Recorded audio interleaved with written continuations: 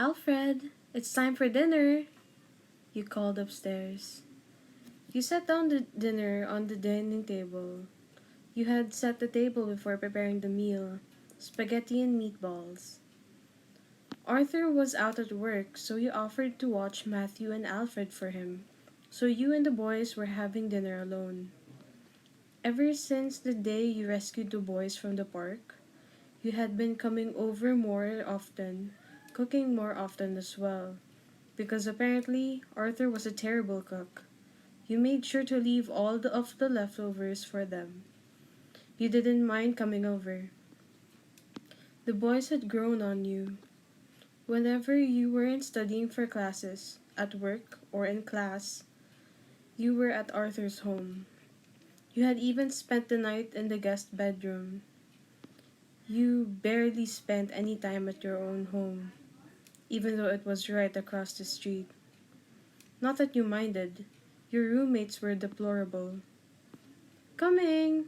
You heard two voices chorus. You could hear two sets of feet running across the floor above your head. You watched with dismay as he came into view and leapt into the banister, riding it all the way onto the bottom. And from there, he jumped onto a nearby ottoman. Matthew followed tentatively behind. You smiled, though it was relatively strained. You had no idea what they were doing, but it was time for dinner, not for games. But they just smiled at you, continued doing, continued doing whatever it was they were doing. It made you wonder why the boys did what they did. To be that young and carefree was something you wished to have, but being adult-like was okay too. A little more stressing with a lot more responsibilities. But you also enjoyed watching after the boys for Arthur and spending time with the Brit. You enjoyed your tea time with him and enjoyed his scones as well. You, though you avoided his haggis, something about eating lamb's heart, lungs, and liver, didn't sit right with your stomach for some odd reason. Al, Matty, what are you doing? You questioned.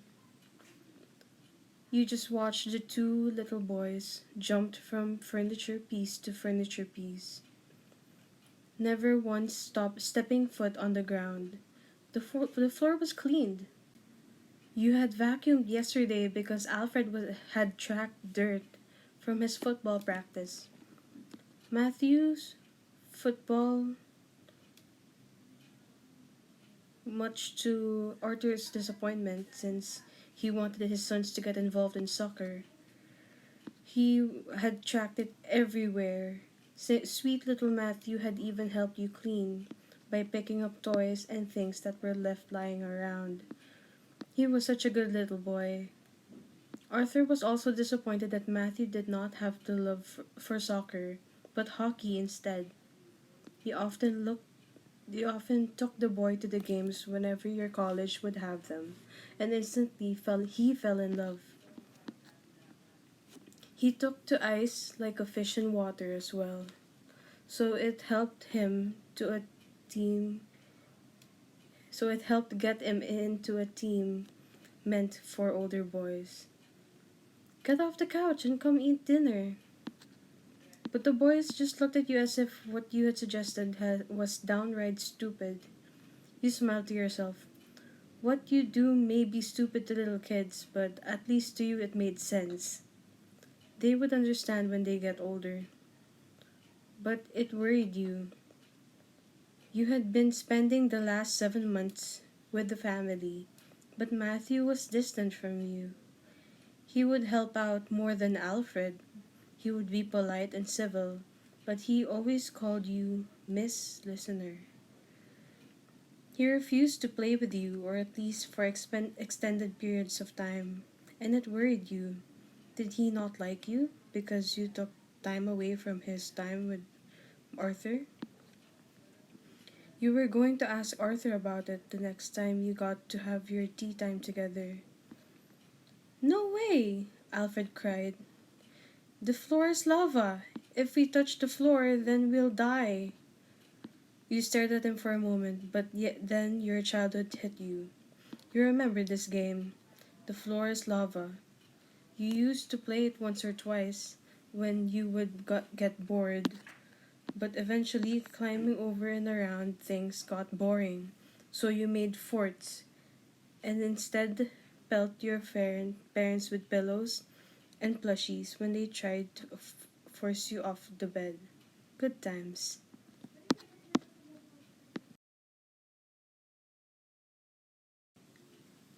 Arthur had been surprised the last time the boys made a fort by his bed, and you were surrounded by a mound of plush toys that the boys had thrown at you. Alfred had filled the closet, and there were enough to cover your legs up to your knees. A horrified look then appeared in his eyes. Matthew gave a squeal of terror, drawing you from your thoughts. You looked around as if expecting a spider or something. Quick! The lava's coming towards you, Alfred cried. You have to get off the floor. There's nothing for me to get onto. I'm stuck, you said. Deciding to play along, you looked around in desperation. But there was nothing for you to leap on, and you didn't particularly want to encourage them from making desperate jumps across large gaps of furniture. Arthur would kill you if anything happened to his boys. A hospital trip because one of them broke their arm wasn't high on your list of things to do. Alfred would do it too. He was the little daredevil, the one you feared would do something stupid and hurt himself. Matthew was the goody goody. He was the one you had never had to worry about, but he was too quiet for a little boy. He didn't smile much either. You wanted to change that. He was a darling little boy, and his smile was just as sweet as he was. The little boy jumped off the couch and barreled towards you. Matthew was close behind his brother. Don't worry, Matty and I can fly, he explained. Alfred grabbed your left hand. Matthew grabbed your right hand. It was surprising, because Matthew normally tried to stay away from you as much as possible. You squeezed his hand back lightly, smiling at him. Shyly, he smiled back at you. A cute blush across his cheeks. A cute blush crossed his cheeks. You had to resist the urge to scoop him up in your arms and squeal, because he was just so adorable. Remember, you were trying to ease Matthew into liking you, not scar him for life. As they both started bounding over furniture again, you had no choice but to follow or let them jump and get yanked back. Arthur wouldn't be happy to see that his boys climbed all over the furniture, but what he didn't know wouldn't hurt him. You most certainly weren't going to tell him. See, now we can take you back with me because we're holding your hand and then we can all fly, Alfred continued. Uh huh, Matthew chirped. You sighed in mock relief as they led you back to the couch. You flopped onto the couch with them, gathering them up in your arms. Matthew tensed, but remained where he was. His polar bear plush was wrapped tightly in his arms. He had thanked you when Kumajiro got the rip, and you sewed him back up before Arthur had a chance. Matthew had been so delighted that you had laughed, only when he wasn't around, because you didn't want him to believe you were laughing at him. But you were. He was just too cute for his own good. Now that you thought about it, his birthday was coming up, July 1st, and Alfred's birthday was July 4th. You were going to go to the park to set off fireworks at Alfred's request. There was a hockey tournament going on around Matthew's birthday. Perhaps you would get tickets to go. Thank you so much, boys, you cried. You saved me. Daddy would be upset if something happened to you, Matthew whispered. You blushed, but you shook your head. Arthur only kissed you that first night because it was the only way to get the boys to go to sleep. You didn't stray upstairs after Arthur started reading to the boys, keeping yourself busy with the dishes and clean up from the dinner you made, which Arthur claimed was unfair because you cooked and then would get stuck with the cleanup. Perhaps you could make the cook out of him yet. So would excuse yourself after packing up dinner and wait downstairs for Arthur so you could have your nightly tea and scones with him. Not because you didn't want a repeat performance or anything, but you didn't want him to think that that was the only reason you were around was to get kisses from him at his boy's request. You gathered the boys into your arms before kissing them, and both on the foreheads. You didn't mind being affectionate with the boys, though, and you think Arthur knew this and was slightly hurt by it. You would have to discuss it later. You're my heroes. You really mean it? Alfred asked. Mean what, sweetheart? You asked him. That we're heroes? You smiled. The earnest looks on Alfred and Matthew were heartwarming. You pulled them closer to your side. They giggled, fearing that you would start to tickle them as you had done before. You were good enough to hold them both and tickle them at the same time. It was more fun when Arthur was involved when playing with the boys. They would laugh and giggle until they couldn't take it anymore. Over the months you had gotten to know the boys, you began to feel more like they were a responsibility of yours, someone to take care of. Though it was embarrassing when you went out with the family for dinner or to the store, and people mistook the boys as your own and Arthur as your husband. He didn't even wear a wedding band. Alfred would always laugh and say that you were but a crossed look in but a look crossed in Matthew's eyes. Of course, you both saved me from the lava, you said. But heroes get hungry too. So let's get over to the kitchen table. I'm going to use my magic to make the lava go away for a little bit. Is that okay? Then why did we need to save you if you had magic? I can't use my magic all the time. That's why we have heroes. You just laughed, picking up the two boys in your arms. They were heavy together, but you managed to get them to the table. They were getting older. Soon you wouldn't be able to lift the both of them at once. Alfred beamed proudly. Matthew had a shy blush on his face. You took a seat between the two boys, and then you began to serve them dinner. Simple spaghetti and noodles. Your friend Feliciano would have been horrified at what you had made, but it tasted good enough, so you weren't about to complain. You didn't use any of the made from scratch recipes he had given you over the years. He was probably forcing your friend Ludwig to share a meal of pasta with him. Feliciano did love his pasta. You honestly didn't have the time to make noodles from scratch, especially not when you had to keep an eye on the boys. So it was. Do you really have magic, listener? Matthew asked. Are you a witch? I'm the wickedest witch of them all, you declared. I'm the kind that cleans.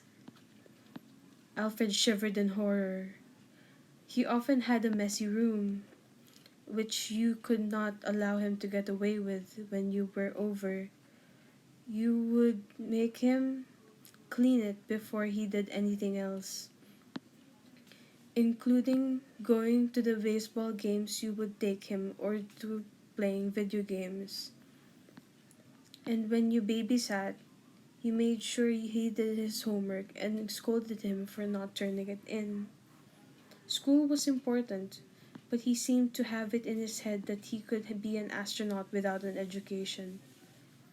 That wasn't simply possible. That was rocket science for a reason. Matthew giggled. He often escaped your cleaning punishment.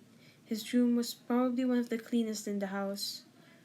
You reached across the table, cleaning Alfred's face off. He had sauce on his cheeks. You sat up. Your eyes were wide. You clutched the blankets tightly in your hands. Slowly, you got up and off the couch before checking the time. It was 12:34 in the morning. Arthur still wasn't home yet. You had fallen asleep on the couch, reading your book, the one Matthew continued to hide every time you came over. The one that you had the first day you met him. He had always managed to take it and hide it for some reason, as if he wanted an excuse for you to keep coming back. So you let him keep a hold of your book. You found out where he hid it every night too, underneath Kumajiro's toy bed.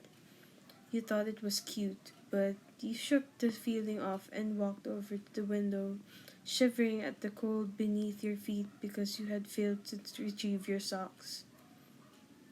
Clouds of dark coloring loomed over the city and roared with a threatening clasp of thunder and lightning, giving only brief flashes of light before the night succumbed to the darkness again.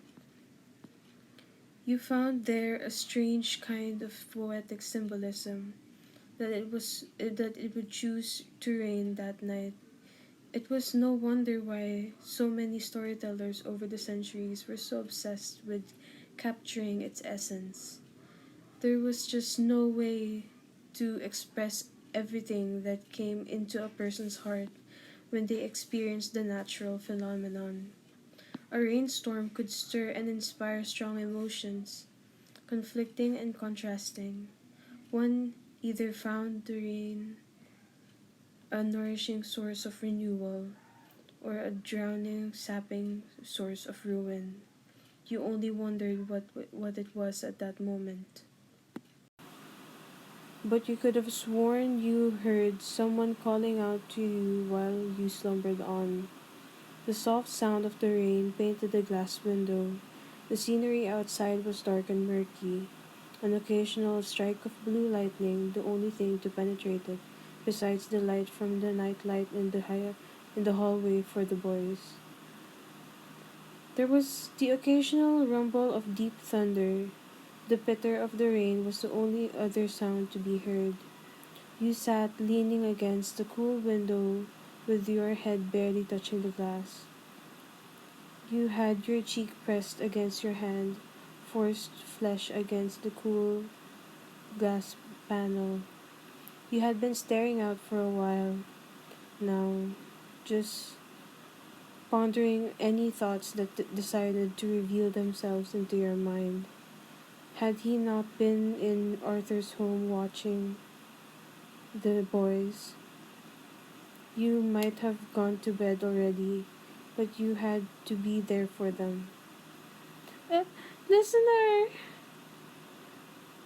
The light howled fiercely as rain pounded harshly against the thick windows, sounding like miniature fists when they hit the whole house at full force. It was chaotic outside, stormy and dark, the clouds gray and rumbling, and the wind forced the trees and plants to submit to bend under its intense strength. A quick flash of lightning lit up the room suddenly. A sickening crack tore through the sky, sounding so loud and unearthly. Thunder, and by the noise it produced, it was some miles away. Even so, it was very frightening and noisy for a young child like Alfred or even Matthew. It had to have hurt their eardrums to listen to it. A second lightning strike took you by surprise. You staggered into the boy's room, watching as the dark sky illuminate from his tiny bedroom. Listener! Up the cry came again, this time more terrified. You entered the room. You watched the room light up before finding a mass of blankets in the middle of the bed. You realized that Matthew was hiding under the covers of his bed, while Alfred slept on.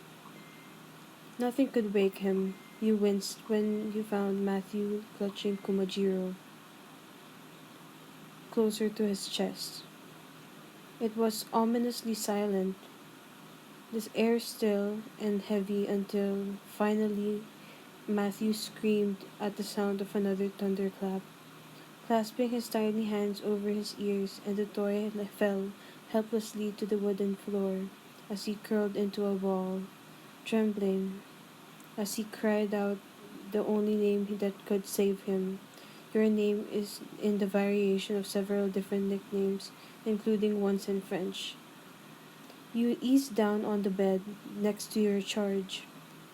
The boy flinched at the touch until he realized it was you, the one he had been calling for to save him from the storm. Maddie, you cooed. Are you alright? Relief spread quickly through Matthew's once chilled body, warming him effectively. He sniffled and gazed up at you with frightened yet beautiful violet eyes brimming with tears. You smiled sadly, weary, and wiped the tears with the pad of your thumb. The boy raised his arms over his head, reaching hopefully for you to cradle him within your arms.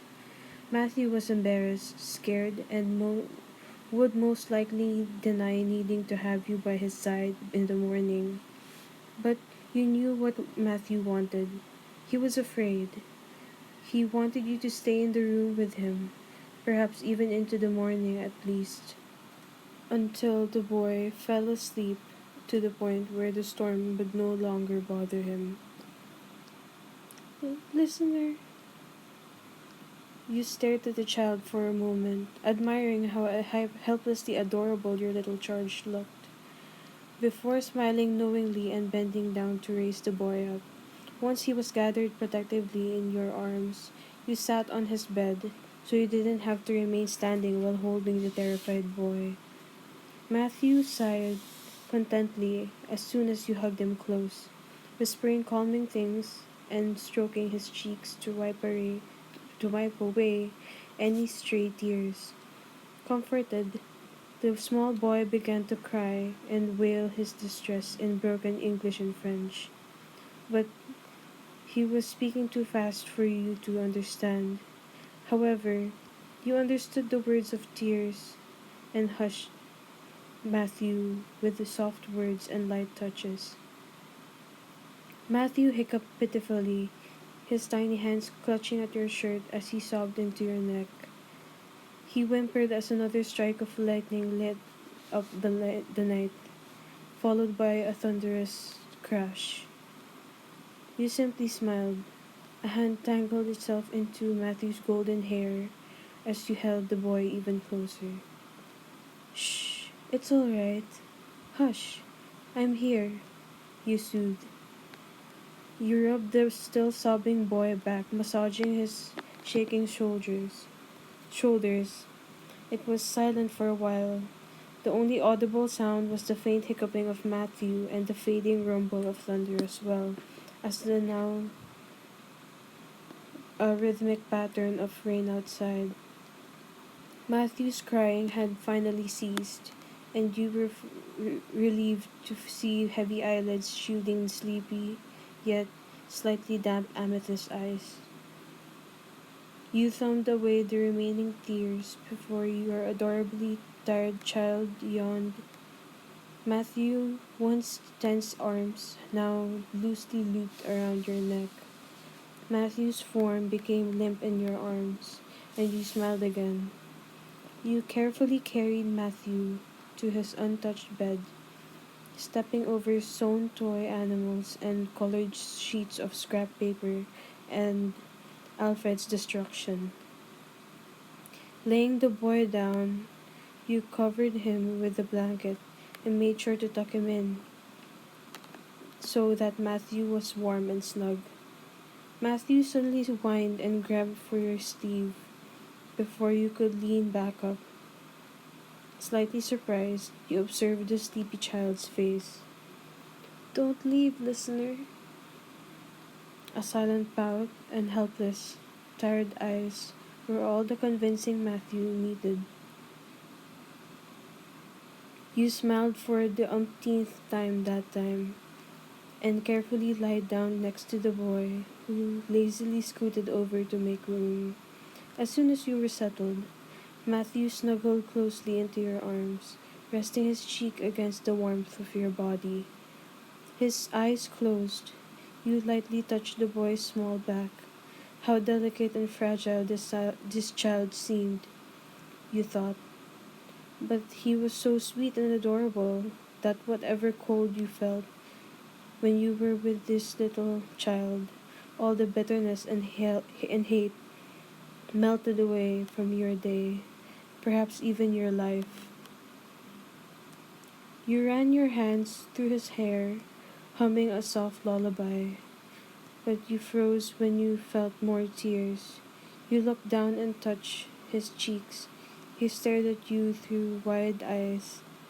"Matthew, what's this about?" you asked. "Mama didn't like me," he whispered, "so she left. Are you going to leave too?" Truly, you loved Matthew. You loved Alfred. And though you were reluctant to admit it, you loved Arthur as well. You knew Alfred loved you as well. Arthur was a different story. He was harder to read. Alfred was so forthcoming with his emotions, you knew right away how he felt. Matthew had withdrawn because of his fear. You never doubted it.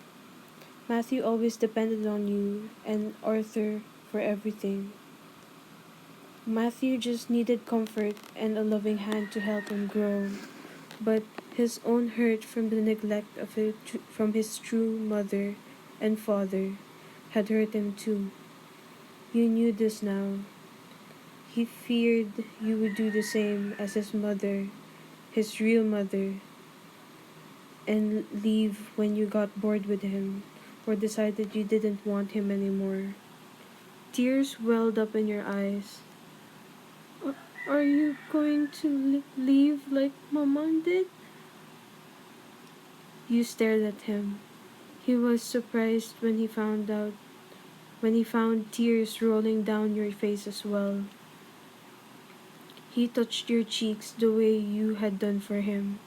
It only made you cry harder. But you held his hand to your face as you looked at him now. He had always had a harder time accepting you, unlike Alfred, who loved you immediately. Perhaps this was why he had always distanced himself from you. He feared you would leave him like his mother and father did, leaving him in Arthur's care. If you ever met his true parents, you would probably scream and shout at them. You had the feeling that if they came near the boys, you would end up in jail because you would attack them for hurting your boys. It was strange to call them yours, but the word had never felt so right in any other situation. You did everything a mom did for them, aside from having legal possession of them. "Matthew, I will never leave you," you whispered passionately. "But you and Papa aren't married. You don't have a reason to stay. I love you so much. I love you all so much." When Matthew's breathing had slowed and his little chest rose up and down calmly, you knew he was asleep. Sighing contently, You wrapped a slender arm around the Matthew's shoulder, placing his chin upon Matthew's hand amongst the soft blonde locks. You lay back on the bed, holding Matthew close. You were glad you were there for the night. Matthew would have been terrified to be alone during the storm. Sometimes Arthur sleeps through the night without any problems. Alfred had to get his deep sleeping from someone. Alfred would have cried and complained to Arthur, his father, could do anything, or so Alfred thought. Unfortunately, Arthur still had to go back and forth to do work, but he spent as much time with his boys as he could. You knew this. You knew he had to face the struggles of raising two children when he was fresh out of college, just like you were about to be, since your graduation was soon. I will never leave you, and if I ever did, I would come back. I promise, you whispered in his ear. You were oblivious to the figure outside the door, putting a hand to his heart, and tears running down his face. So that's the end for part 2 of Daddy Dearest, APH England X Listener. I hope you enjoyed this. More to come in a bit. See ya!